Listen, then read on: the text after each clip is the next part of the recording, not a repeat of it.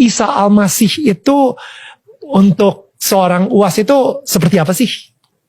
Kami wajib mengimani siapa yang tidak percaya kepada Nabi Isa, berarti dia tidak percaya kepada Quran, tidak percaya kepada Nabi Muhammad. Tapi keyakinan kami kepada dia adalah mal masihu ibnu Maryam illa rasul. Dia adalah seorang rasul utusan Tuhan.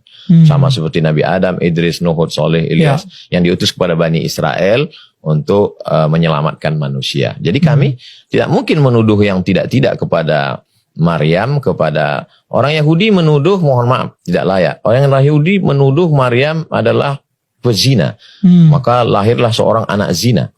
Dalam Islam dibersihkan tuduhan itu semua. Makanya dalam surat Maryam itu dijelaskan begitu detailnya.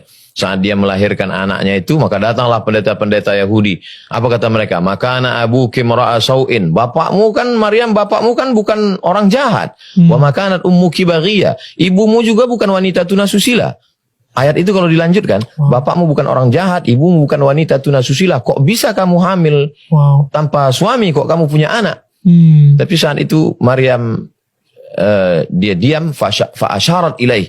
Dia hanya menunjuk kepada bayinya. Dan terjadilah mukjizat. Anak itu berkata, Inni Abdullah, aku adalah hamba Tuhan. Atani Alkitab, Tuhan memberikan Alkitab kepadaku. Mubarakan ainama kuntu, aku diberkahi dimanapun aku berada. Jadi Islam menempatkan Nabi Isa dalam ajaran Islam. Kita bicara tentang konteks ajaran Islam.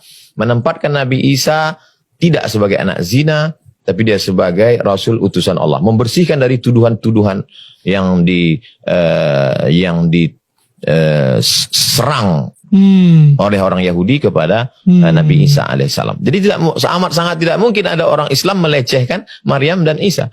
Kenapa? Karena di dalam Islam mereka adalah wanita yang solihah, seorang nabi, orang yang baik. Demikian kami memandang Nabi Isa. Jadi intinya, kesimpulannya, substansi maknanya, tidak ada orang Islam yang akan mencela Nabi Isa dan Maryam, karena mereka di dalam Al-Quran disebut sebagai ibunya perempuan siddiqah, wa ummuhu siddiqah, perempuan yang benar, yang jujur, yang baik, yang solihah, melahirkan seorang anak laki-laki yang salah satu Rasul utusan Nabi, utusan Allah.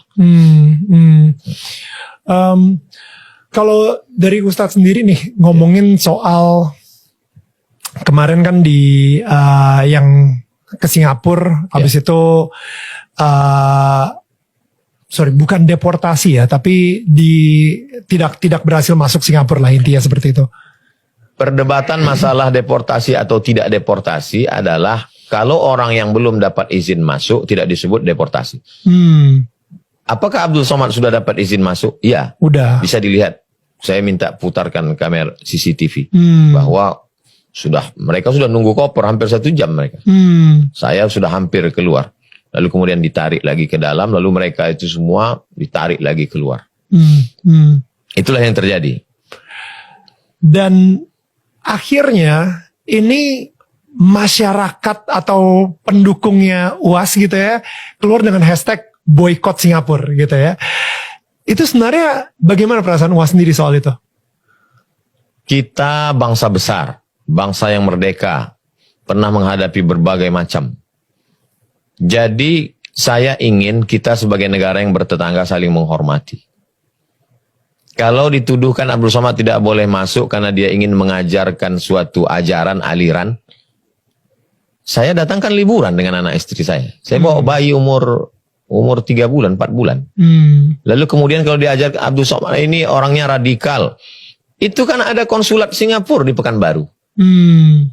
Kampung saya itu Pekanbaru. Apa ada orang Singapura yang mati dibunuh gara-gara ajaran Abdul Somad?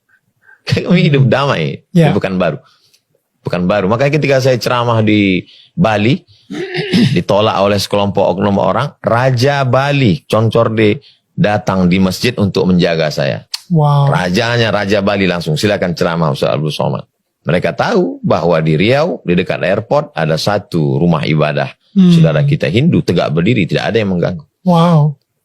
Kita hidup, kenapa kita mesti berkelahi cakar-cakaran hanya karena medsos, hanya karena buzzer, hanya karena orang yang makan dari gagal paham.